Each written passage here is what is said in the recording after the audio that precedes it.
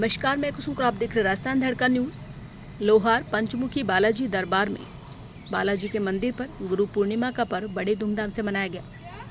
गुरुदेव रामदास जी त्यागी जी से मिली जानकारी के अनुसार गुरु पूर्णिमा सनातन धर्म संस्कृति है। सनातक संस्कृत में आषाढ़ मास की पूर्णिमा को गुरु पूर्णिमा कहते हैं।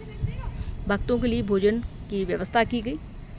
अध्यक्ष कैलाश शर्मा, ठाकुर साहब, मणिराज सिंह, पंडित शंकर तिवारी, गजानन तिवारी, सुरेश बाकरेम, हजारों भक्त लोग मौजूद रहे गुरु पूर्णिमा पर।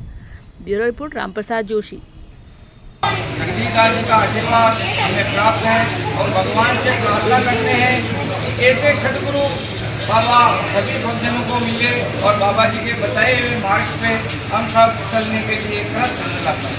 बोलिए रामदास जी महाराज की जय।